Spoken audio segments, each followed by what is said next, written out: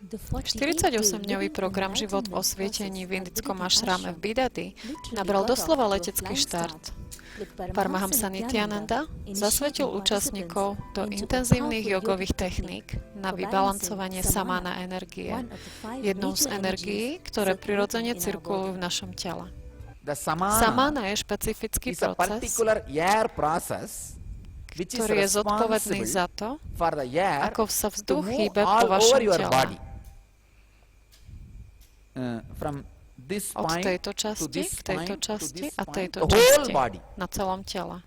Na tele máme 21 bodov, 10 na prstoch, 10 na prstoch na rukách a koruna čakra na vrchu hlavy, ktoré slúžia ako vstupné body pre vstup vzduchu na telo. To je samána. Tento proces sa volá samána. Keď je samána vyrovnaná a v poriadku, kedykoľvek vám poviem nejakú myšlienku a budete sa na ňu sústrediť počas meditácie, vaše telo začne prejavovať mimoriadne schopnosti, ako napríklad cítiť sa veľmi ľahký, alebo veľmi ťažký, alebo cítiť sa, ako keby sa telo zväčšovalo, alebo scvrkávalo. Tieto 4 javy sa nazývajú anima, lahima, mahima, karima. V Ashtama Siddhis je popísaných 8 mimoriadnych schopností. Tieto sú 4 z nich. Rozumiete, čo sa vám snažím vysvetliť?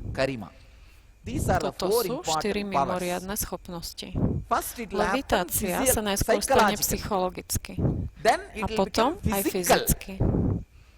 Budete sa cítiť väčší, ako ste, a to najskôr psychologicky, potom aj fyzicky. Ak sa vám podarí fyzická levitácia, to znamená, že vaša samána je vyrovnaná.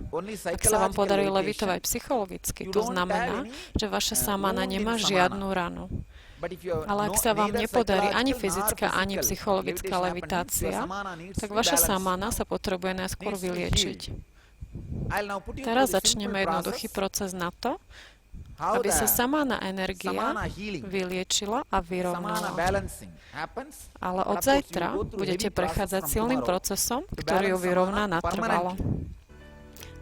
Nityananda, ktorý sám je siddha a ovláda umenie levitácie, vypúšťa do vzduchu silnú anima energiu, ktorá pomáha účastníkom programu okúsiť čaro levitácie. Anima je jedna z Ashtanga Siddhis, 8 joginských schopností, ktoré ovládajú len siddhovia a jogíni starovekej Indie.